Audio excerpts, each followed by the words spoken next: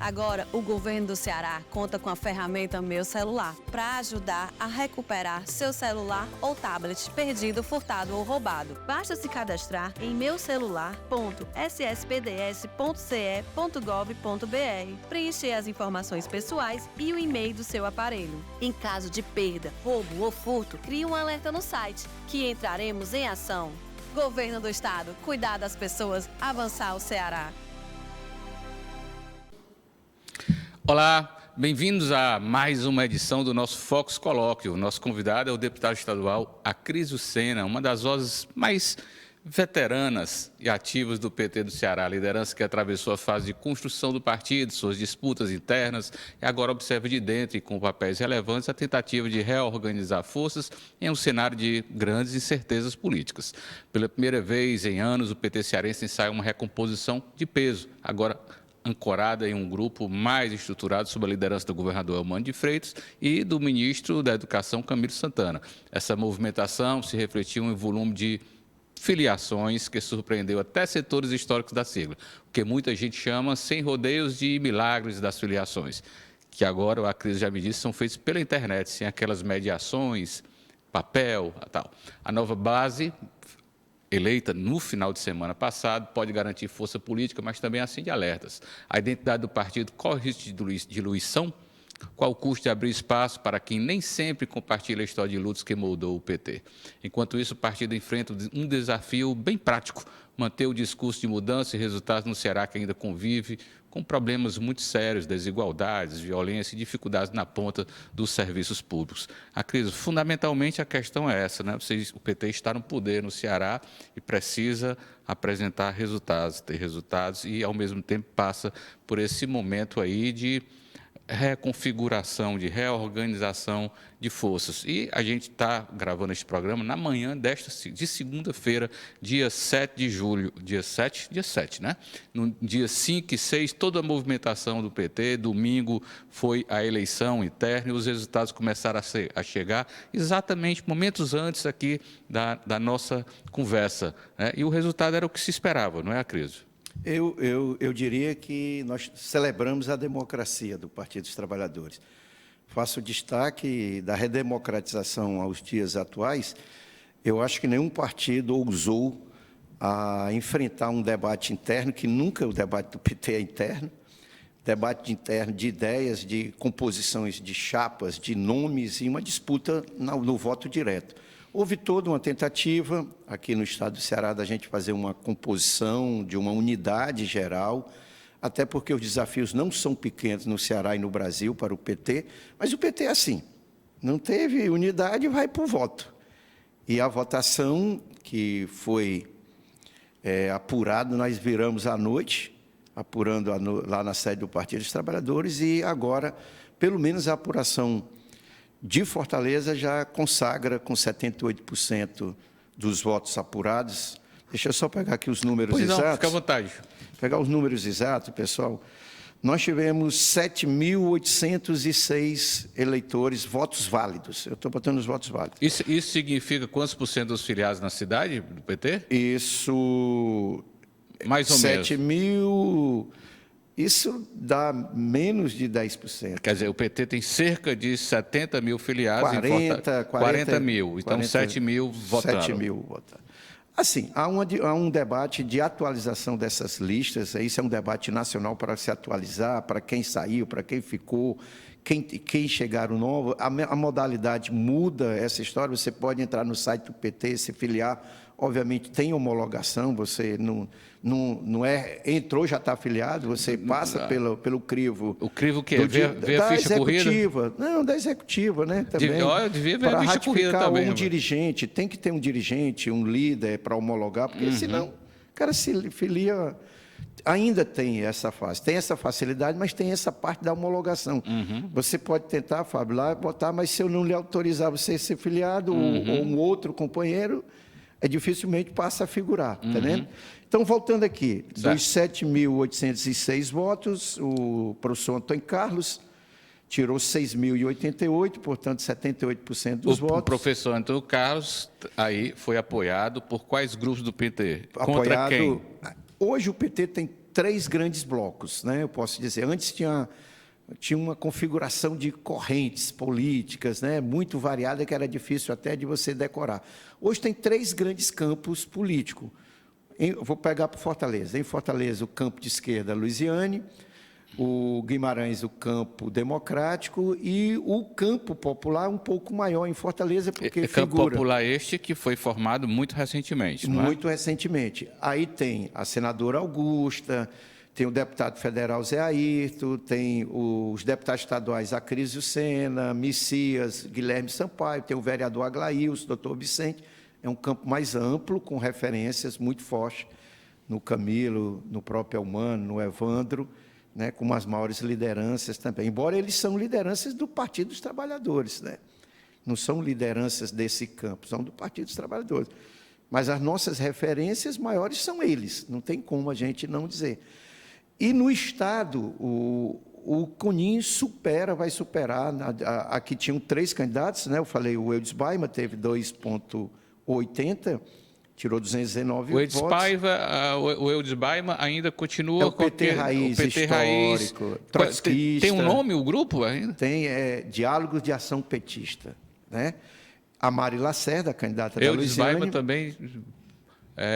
embora sempre com essa posição pequena dentro do PT, mas com um valor histórico imenso dentro do partido aqui, né? E aqui o seguinte, a Mari Lacerda, candidata da Luiziane, 19,20%, 1.499 então, votos. A deputada federal Luiziane Lins, ex-prefeita de Fortaleza, que já teve o controle do partido aqui em Fortaleza, né, durante os últimos 25 anos, talvez, isso, terminou com 20% dos 20%. votos.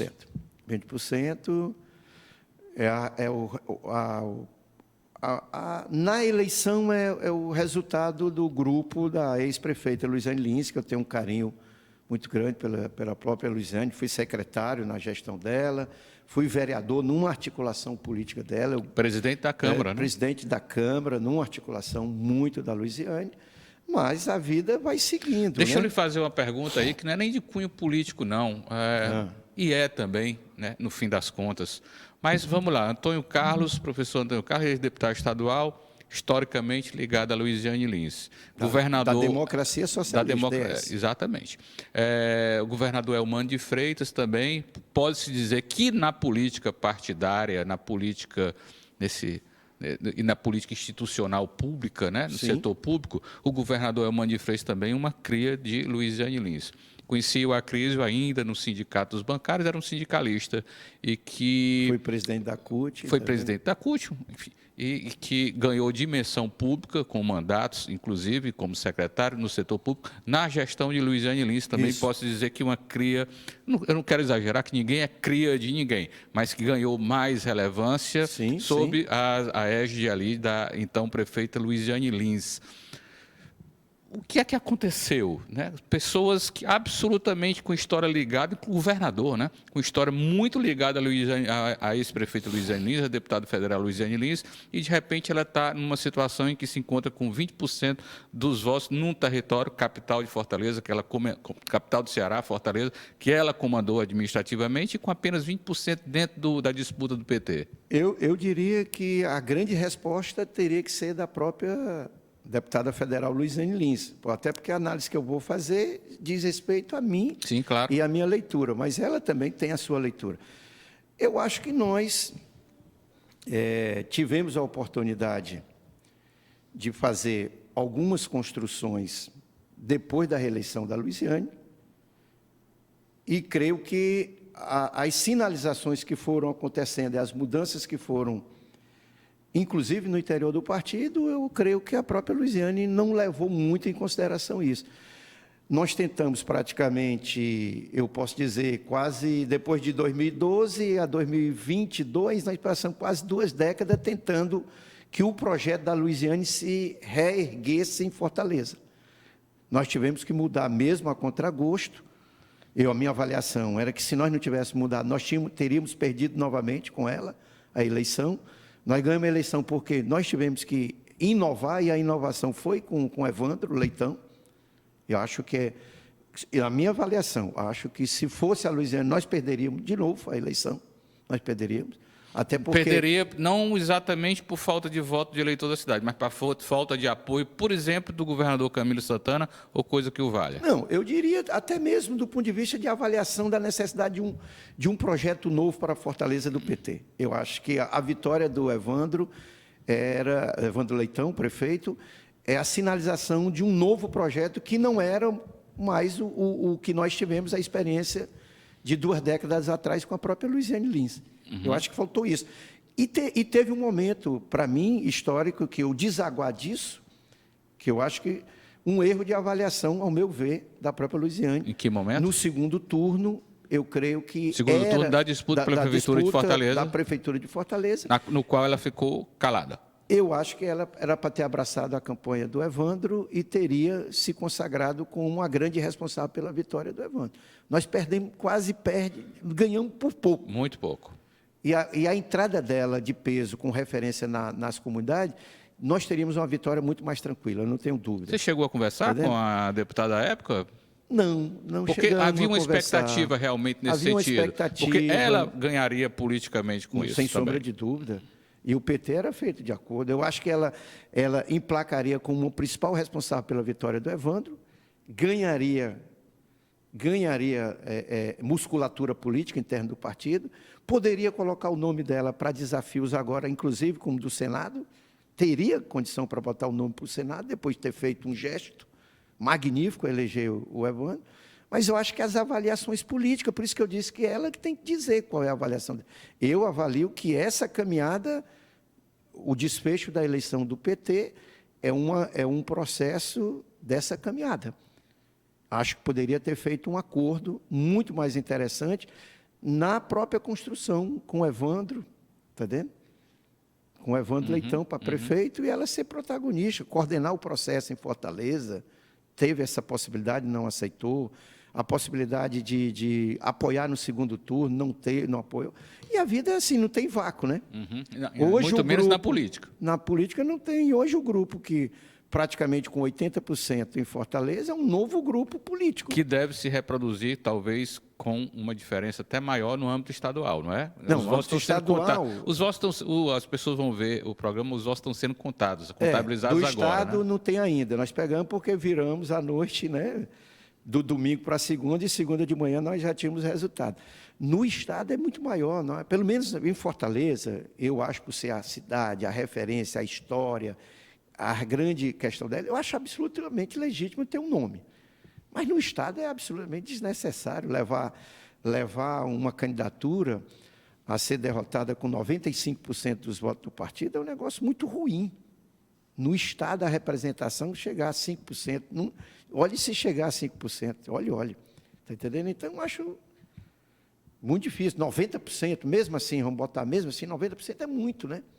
É muito no estado do Ceará. Acachapante. Né? E aí, praticamente, só faltou o grupo da Luiziane para a gente fechar o acordo. A unidade no estado do Ceará em torno do nome do CONIN. Mas são leituras, são as avaliações. Eu acho que tem um dado novo. A força do grupo do Guimarães reduz. Tinha 65% tranquilo. Você está falando de Fortaleza, no Ceará. No Ceará, com essa nova composição desse campo popular, esse novo campo, divide o comando do partido com Guimarães agora, no Estado. Ou seja, há um equilíbrio. É curioso, isso que você está falando me chama a atenção. O ministro Camilo Santana passou 8 anos no exercício do poder estadual e nunca se colocou dessa maneira no PT, de liderar um grupo, de liderar uma estrutura ali dentro do partido, o PT que se notabiliza por essa franqueza nas relações internas, os grupos que se formam, correntes, enfim. E após deixar o governo, eleger Eumano de Freitas, essa articulação se tornou uma necessidade, isso, porque geralmente esses personagens, ficavam meio por cima de tudo, né? Pairando sobre as correntes, né? E depois trabalhando internamente esses apoios. O que é que mudou? Olha, mudou o personagem central do governo, é o Eumano. O Eumano vem da esquerda do Partido dos Trabalhadores, vem das correntes, entende essa dinâmica, coisa que o Camilo nunca entendeu, essa dinâmica. Para ele, bastaria, o Guimarães tem 65%, 70%, e o Guimarães precisava disso, o Guimarães atendia, estava resolvido. O Mano tem uma outra concepção. O Mano vem de uma dinâmica que entende a dinâmica das correntes internas. Então, esse que processo... participa ativamente do diretório estadual do partido. É diferente, há uma diferença muito básica, né, do que era o papel curioso, do Camilo. Exatamente, o Camilo, como governador, chegava nos encontros do PT, soava uma coisa meio, quase que um alienígena, né, chegando. Ele nunca, assim, incorporou essa dinâmica interna da disputa do PT. O Camilo sempre foi muito distante dessas disputas internas. Nunca também foi afeito a essas disputas internas. O governador Eumano não é que ele participa dessas disputas internas, mas fruto, né? ele é fruto dessas disputas internas. Ele nasceu disso. Seja lá quando nós colocamos em 2012 para ser candidato a prefeito, eu retirei o nome, Guilherme retirou o nome, Arthur Bronte tirou o nome, Nelson retirou o nome, eram os 4 candidatos na época que a Luiziane bateu o pé, tinha nomes muito mais fortes que o Eumano naquela época, tá vendo? Para disputar a eleição. Mas ela bateu o pé e queria o nome, e nós concordamos e fechamos com o nome que ela queria e perdemos a eleição. Tá certo?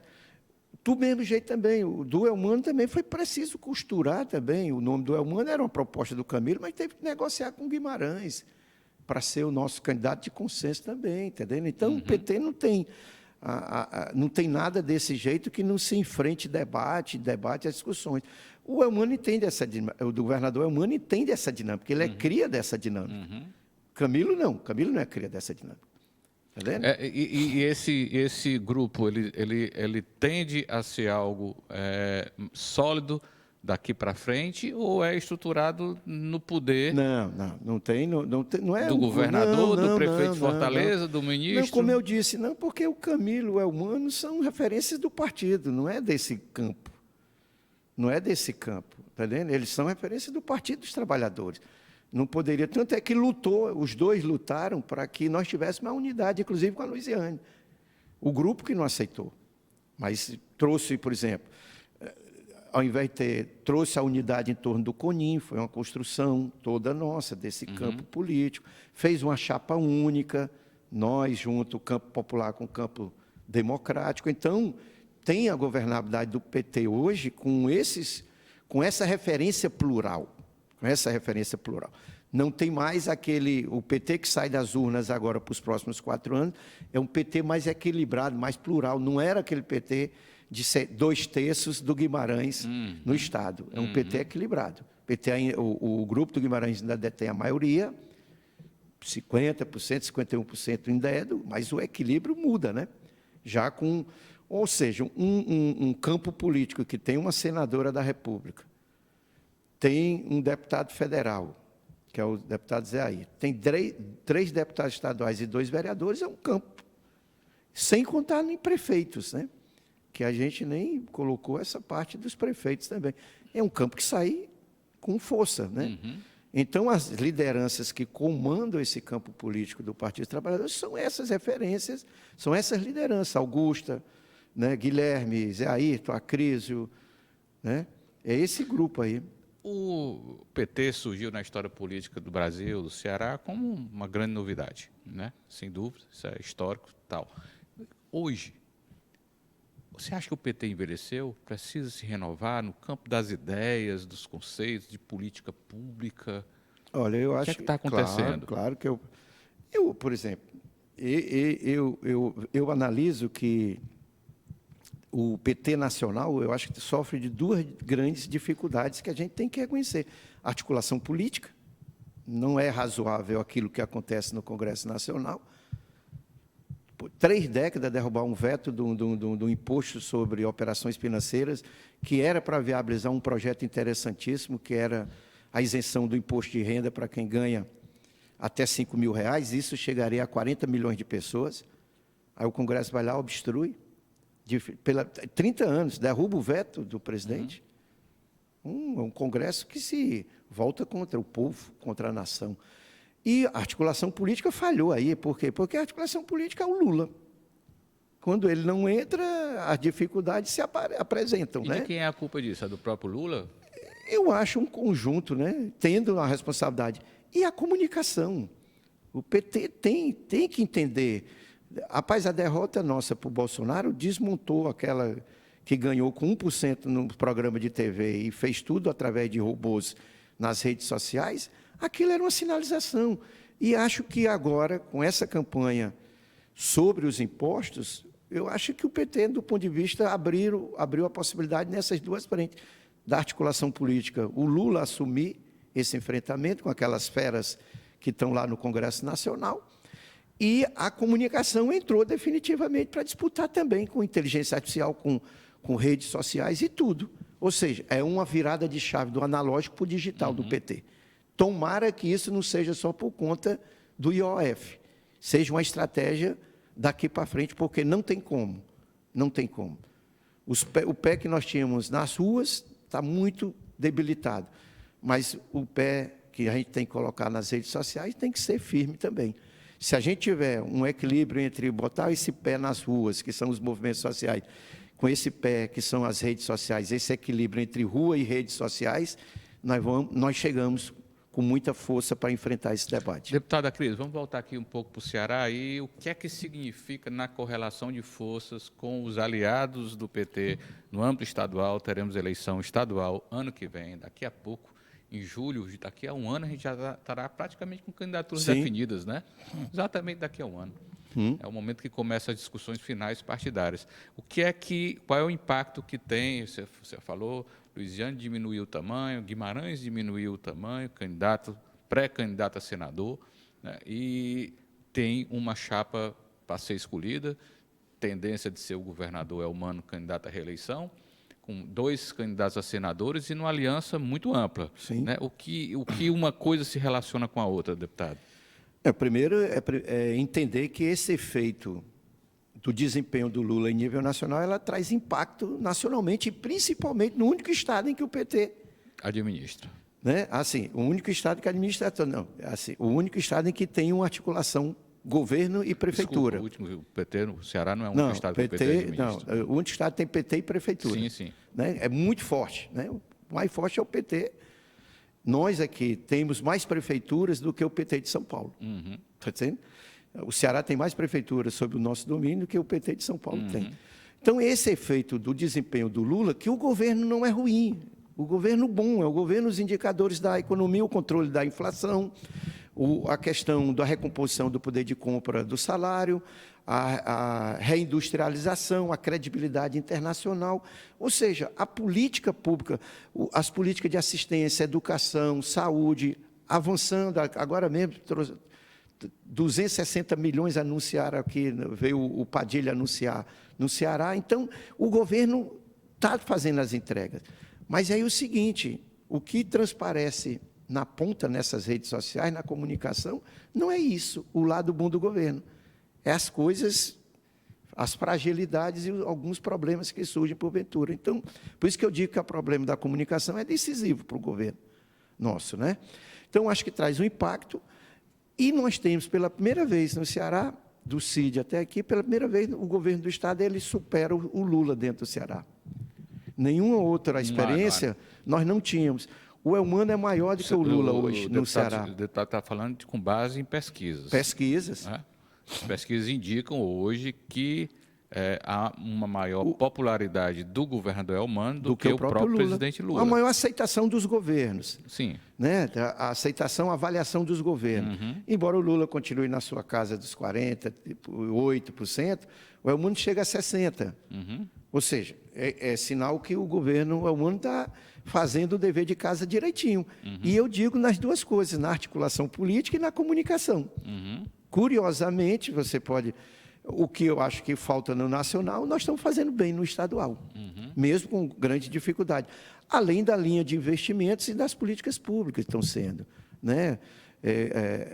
Hoje, a gente tem o que entregar. Todo dia, toda semana, o governo está entregando um centro de educação infantil, o governo está inaugurando uma escola de tempo integral, está lançando o edital de um novo hospital regional, está ampliando o suporte das políticas públicas para a segurança alimentar, está tirando 620 mil pessoas da extrema pobreza, está botando a pedra fundamental do ITA, do Instituto de Tecnologia da... Ou seja, o governo está trabalhando muito, o federal trabalha, está entendendo? Também muito, mas as coisas estão muito assim, muito concentradas no Lula. Ninguém vê mais, com raríssimas exceções, aquele período dos grandes ministros. Camilo entrega, o Padilha entrega, está entendendo? A gente vê o Haddad enfrenta o debate, mas é muito ainda concentrado no PT. As entregas dos aliados são muito pequenas do ponto de vista dessa disputa com a opinião pública do que está sendo feito, né? E aqui não, aqui a gente tem trabalhado permanente, em consonância.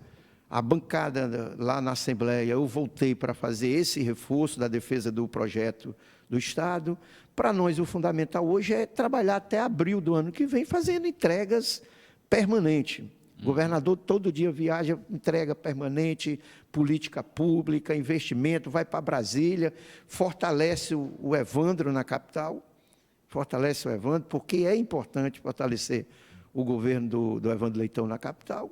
Haja vista aí a situação nada tranquila das finanças, mas esse alinhamento também tem ajudado. Então, assim, eu digo que o governador, no tocante, hoje o nome que vai para 2026 é o nome do Elmano. Sim, e aí, por isso que eu digo que acertado também comungo com a mesma tese.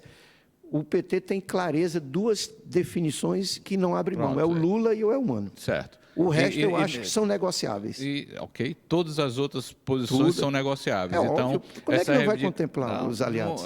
É uma pergunta. Então, é o Guimarães aí que hoje tem a maioria do PT e deve permanecer com essa maioria sozinho e reivindica a candidatura a senador. Mas a maioria do PT não é a maioria na sociedade, né? Tem esse detalhe todo, nem a maioria nos aliados. E então, é isso que vai É óbvio que a gente tem que ouvir, porque como é que... Então, o que é que sobra? Dois candidatos a senador, né? Dois na aliança. Dois Senado, né? Considerando que o senador Cid Gomes disse que não é mais candidato a senador. Eu acho que nós não podemos abrir mão do Cid não ser candidato a senador. Ele pode, mas vocês não podem. Não, eu acho que ele não deve abrir mão, porque o Cid, a experiência que ele traz, a articulação política e a estabilidade política à nossa chapa. Isso é real. Nenhum outro nome que disputa o Senado tem a musculatura política que tem o senador Cid. Nenhum outro nome que dispute ao Senado tem a articulação política que tem o senador Cid. Não lhe causa estranheza isso, não, do senador Cid Gomes, de bancar a candidatura de Júnior Mano, um personagem, não vou entrar aqui no mérito, mas que não tem uma tradição, digamos, de envolvimento com essas grandes questões do Ceará, está muito vinculado a questões municipais, diluída. O que é que você acha que está movendo a cabeça do senador Cid Gomes? Olha, eu não sei se já cansou, já está querendo entrar na fase da aposentadoria, que eu não acredito. Eu não acredito na aposentadoria de político, sabe? Isso eu gosto muito de brincar. Isso política é igual hepatite C. Depois que entra no sangue, não sai mais nunca, tá vendo? Nem no céu, nem no inferno, né? Então, assim, eu não acredito nessa possibilidade. E acho que a chapa com o Cid dá um ar de maior competitividade, podemos dizer.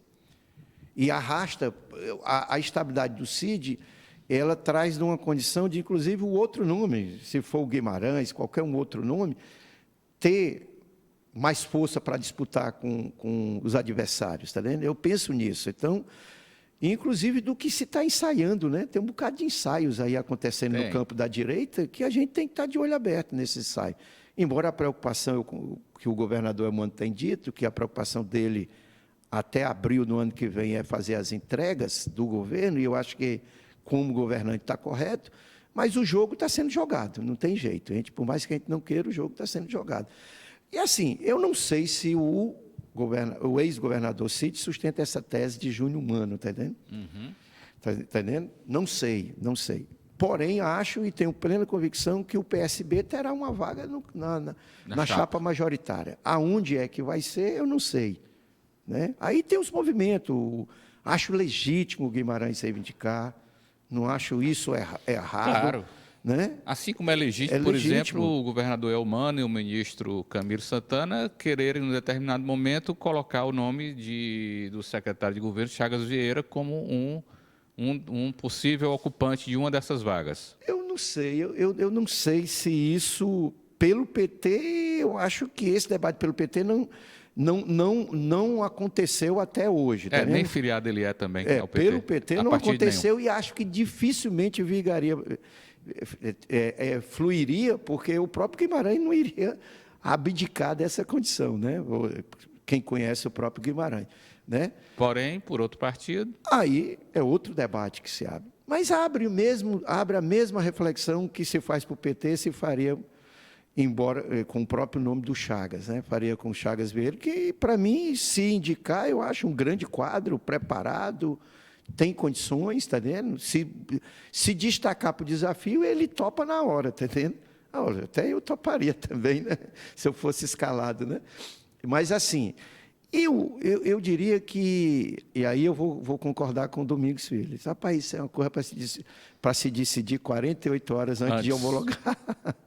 E é sempre assim. É, né? Sempre assim. A gente trata, especula, busca, mas a coisa fica ali para o final, né? Eu acho assim, uma disputa parece que eu estou vendo mais animada no âmbito... É mais animada com quadros políticos, né, e partidos no Senado, por enquanto no Senado, está mais animado no Senado, né? Mas, assim, acho que todo esse debate vai acontecer. Eu também não diria que o PT não descarta o próprio nome do Guimarães, não, está entendendo? Mas acho que a linha que o Camilo sinaliza é uma linha muito forte.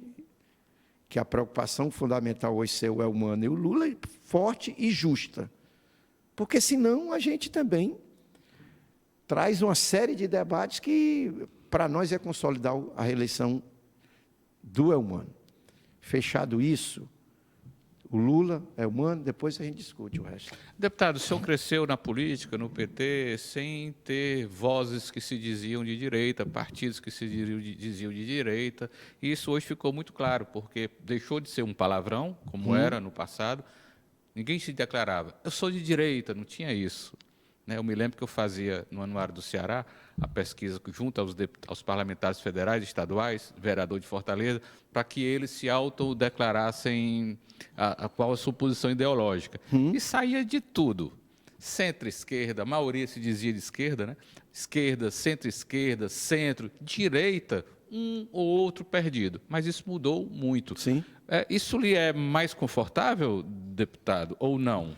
Não é confortável. Confortável no sentido de ter algo assim muito claro na frente para se contrapor. Olha, nenhum grau de conforto isso, mas nós precisamos analisar. Quem diria a maior liderança política do Brasil ser presa? Quem diria Dilma sofreu impeachment? Quem diria Bolsonaro presidente da República? São revés muito fortes na história do PT. E a governabilidade, infelizmente... Se o Lula não tivesse hoje feito os arranjos políticos, ele não estaria governando até hoje, porque você está vendo isso aí. Um Congresso majoritariamente conservador, majoritariamente inclinado a teses de direita, avesso às políticas públicas para o povo mais pobre, para o trabalhador simples. Então, não é porque nós queremos. A partir do momento que falta gente nas ruas... Está vendo? Eu venho da década de 80, o fundador da CUT. Eu venho dos movimentos que ainda se fazia greve geral no país. Eu venho dos movimentos em que a UNE comandava passeatas históricas. Eu venho de um momento em que os sem-tetos comandava a luta pela moradia no Brasil, os sem-terra pela reforma agrária. Nós tivemos, com esses revés, nós tivemos dificuldades concretas. Não só no Brasil, porque... Hoje, a face conservadora é majoritariamente mundial. Se você pegar aí governos totalitários e de direitas, é majoritária. Então, hoje eu diria, para quem defendeu uma internacional comunista, para quem defendeu essa parte toda, hoje seria uma internacional democrática. A democracia, eu nunca imaginei que iria fazer a defesa da democracia como um valor universal. né? Eu acho que a tese do Bobbio, né? Se não me engano, a democracia com valor universal. Essa tese que foi tão debatida na época dos sociais-democratas e dos comunistas, ela se torna atual.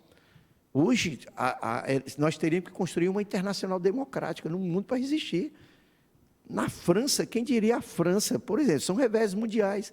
A França da igualdade, da fraternidade, da liberdade, da Revolução Francesa, da Revolução Burguesa, dos valores, dos direitos humanos, direitos do homem e tal, teve que se juntar tudo para não ser esmagado pela direita avassaladora dentro da França, na Itália, na Alemanha. Imagine os países que foram referências de democracia. Deputado, geralmente esses grupos de direita aí ganharam muita força nesses países, inclusive na Europa ocidental, Portugal, o partido Chega lá, um partido de direita, está do tamanho do Partido Socialista, que foi quem fez a Revolução Portuguesa de 74, né? Eles se declaram muito anti-apolíticos ou anti-institucionalistas, o quadro político tradicional, né? O que eles se dizem. Será que a política tradicional não pecou muito e acabou deixando muitos espaços aí, críticos, cansaço da população, castas políticas que se estruturam no poder, não saem mais? Não estou dizendo que a direita vai resolver isso, não. Acho que não, mas estou dizendo que ela penetrou nesse... Sim. Não, eu acho que tem erros na história. E há erros aqui no Brasil. Quais, por exemplo? Erros na história, por exemplo. Se tivesse juntado comunista e sociais-democratas, teriam muito mais força para enfrentar a resistência do nazismo e do fascismo. Racharam, não tiveram coragem de se unir. Tem problema de governos, como você diz, que a gente se referenciava como de esquerda, social, esfarelou, como a própria União Soviética. Quem é que comanda o antigo Partido Comunista da União Soviética? Virou um grupo de empresários que comanda aí, esse Putin e a turma dele, todo dia vinha de onde, né? Então, teve erros assim colocados que a gente precisa refletir. O problema nosso não é a direita em si, é a extrema-direita. A extrema-direita é que ela contraria todos e quaisquer valores de natureza democrática. Nós vamos estar hoje defendendo o Supremo Tribunal Federal, porque os caras querem destroçar o Supremo Tribunal Federal. Defender a Constituição, defender a democracia, defender os direitos humanos. Olha que nível nós estamos chegando. São essas as lutas que nós estamos encampando. Isso termina fazendo o quê? Termina nós indo para a condição de defesa do status quo e a direita fazendo um discurso como se fosse de mudanças. Olha só os tempos, as mudanças dos tempos. Você, assim como eu, nós vivemos tempos diferentes disso. Agora, o que se pauta, o que se debate é algo pela essa direita, porque a direita brasileira é totalmente desqualificada, com raríssimos quadros de direita, né? Nós tivemos quadro de direitas qualificado do período do Getúlio para frente, mas depois do golpe militar virou caserna mesmo, e aí raríssima. As pautas que nós estamos tendo no parlamento é de uma pobreza sem precedentes, discutindo pautas de interesses, pautas de costumes. O PT está incentivando os meninos a ser gay na escola. Isso tem interesse para a população. Bobagem. Né? Deputado. É essa pauta, mas o que é interesse do parlamento? É discutir a transformação das energias renováveis, é discutir a melhor segurança hídrica do Brasil, que é a política nossa de gestão das águas, é discutir a redução da fome, e é isso que nós estamos indo na Assembleia, fazendo isso. Pelo menos eu tenho ocupado toda semana a Assembleia Legislativa para quê? Para levar uma pauta de interesse da população. Eu não vou para falar do caos, não vou para falar... deputado, infelizmente as novas tecnologias propiciaram isso aí, deram uma dimensão enorme a isso aí. Isso aí sempre existiram essas pautas de costume e tal, ao longo da história, mas isso estava... não estou dizendo nem que são importantes, mexe com questões de vida, questões religiosas importantes, como a questão do aborto, com todo respeito, enfim, mas só virou isso. Né? Mas você vê isso como é muito problema. As redes sociais, isso aí é o grande... Você vê como é ignorância. Deputado, quando nós não tínhamos isso, onde é que se dava essa disputa aí? Basicamente dentro das redações dos jornais, certo? Na medida em que tirou o poder de mediação dessas instituições, né, que tinham responsabilidade, né, ainda tem responsabilidade, são feitos por profissionais de imprensa qualificados, tem questões éticas que envolvem essa profissão, e isso se esvaziou tudo, né? Se esvaiu de maneira terrível, e essa interlocução direta do político com as massas, gente que tem aí 1 milhão de seguidores, virou isso, né? E tem uma outra coisa, o avanço também das igrejas, também de natureza evangélica, trouxe esse debate para a ordem do dia, essas pautas, né, de homoafetividade, aborto. Quer ver uma coisa, por exemplo? Pegar Israel. Israel, se tiver um caso de estupro ou de alguma natureza, o hospital público faz o aborto. Israel é uma democracia, né? Israel faz isso. Por exemplo, não negada a maneira de falar. As pessoas não reconhecem de maneira geral, mas é a única democracia que persiste no meio daquele deserto. Olha aí, outra coisa, casamento gay. Lá eles não permitem, mas se você casar fora e chegar lá, eles não são É uma democracia, deputado Israel. Aí, rapaz, aí como é que o cara... Não pode fazer isso no Irã, né? Aí não dá. Mas aí chegar aqui no Brasil... acaba com a bandeira aqui, aí está achando o PT olha só que coisa, a quantidade de pastores, você viu aquela menina que foi estuprada, não aceitou fazer o aborto. Por quê? Porque uma concepção religiosa arcaica disso aqui, cara.